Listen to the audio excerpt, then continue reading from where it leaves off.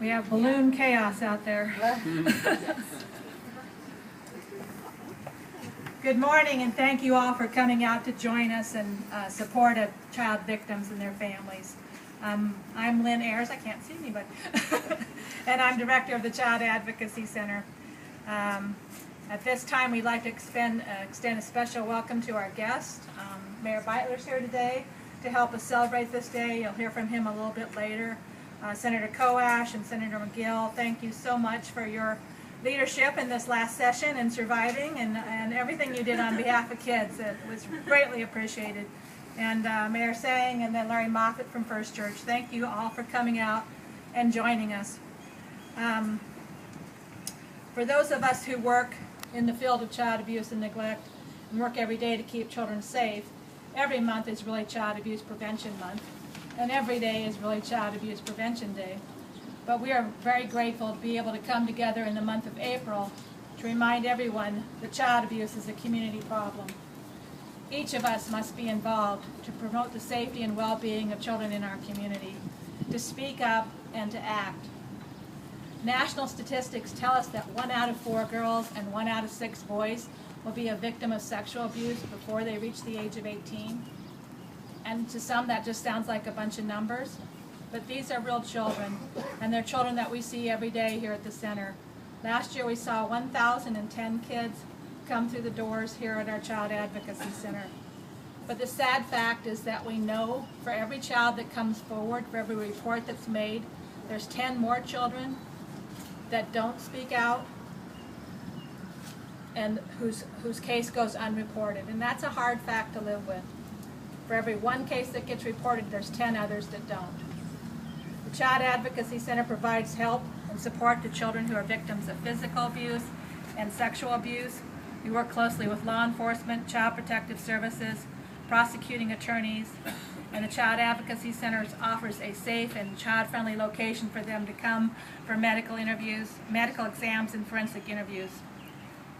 We are fortunate to receive such strong support from our community, and this was evidenced again last fall when the Penn State story was breaking. Y'all remember the Penn State story?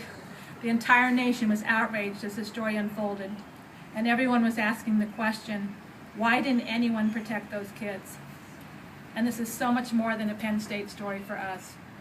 As communities across the country grappled with this, Mayor Chris Beitler decided to take action. He contacted us here at the center and asked, what can we do? How can we take a stand to show that child abuse will not be tolerated in our community? He offered to hold a press conference here at our facility where he encouraged people to turn their outrage into action by making a donation to the CAC. He took a stand and he encouraged action. I've been contacted by many other child advocacy centers across the country, and the question was all the same. How did you get your mayor to do that? And I was happy to respond, I didn't. He came to us. He cares enough about kids to initiate that action on his own. Thank you, Mayor Beitler, for being a champion for kids in our community, and your support means so much not only to the Child Advocacy Center, but to the families and children that we work with. So I will turn it over to you.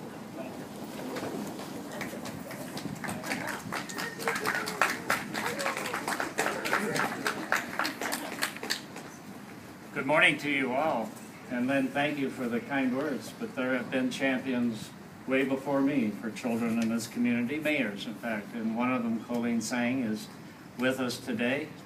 I hope you'll give her a round of applause. She did great work. Senator McGill and Senator Koash have been mentioned for their work for children in the legislature this year. But I want to mention it again because extraordinary courage was shown in the legislature this year with respect to a couple of the votes relating to mothers and children. And just yesterday, for those of you who haven't seen the paper, these two stood up and were part of the group that overcame the veto of the governor on a bill that was needed for mothers and for children, and I thank you again for that. A mayor has occasion on the same day to witness a kind of range of emotions. And just before this, I was out at Sun Valley Bowling Alley, where 400 collegiate bowlers were here bowling for the championship.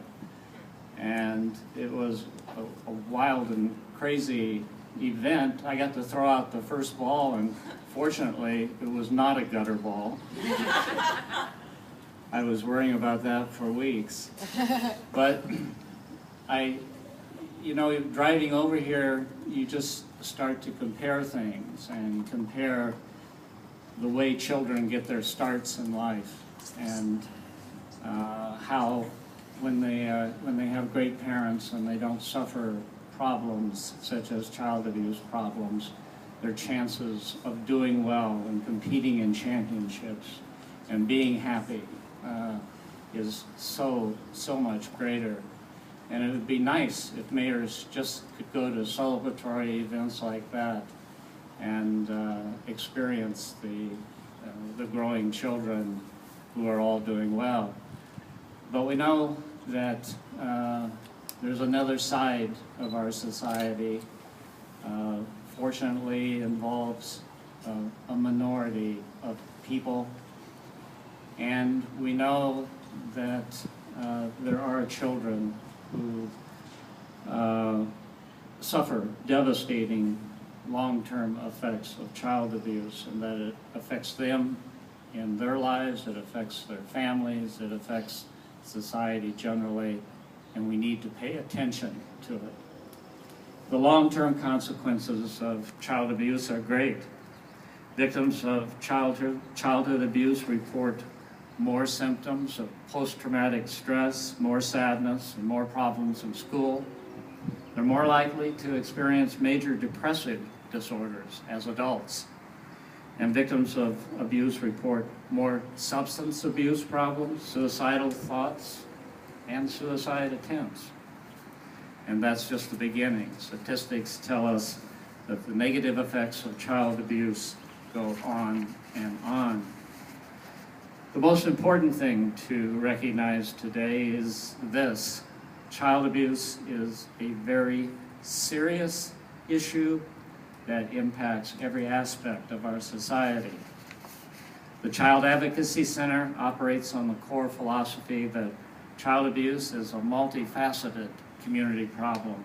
No single agency, no single individual, no single discipline has the necessary knowledge, skills, and resources to serve all of the needs of these children and these families. The professionals at this center believe in the combined wisdom and professional knowledge of professionals of different disciplines. The result is a more complete understanding of issues and the most effective response, a response that can help victims and their families begin the healing process. The Child Advocacy Center is truly a place where small voices can be heard. No other agency in the community directly meets this need.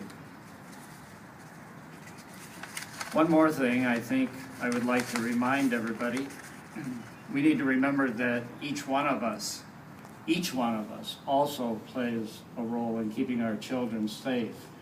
Under state law, any person who has reasonable cause to believe that a child has been abused or neglected must report their concerns to law enforcement agencies or to the Department of Health and Human Services. This is a role that we all need to take seriously. It's very important for the safety of our children. So I urge everybody to learn the facts about child abuse, talk to your children and family members about it, make a donation to the Child Advocacy Center or volunteer at the agency. I believe that we owe it to our children, all our children, to put an end to child abuse. So I thank you all for being here today. Those of you working in the Advocacy Center in one way or another, in it or with it or for it, thank you very much for all of your efforts on behalf of all of the citizens of Lincoln. Thank you.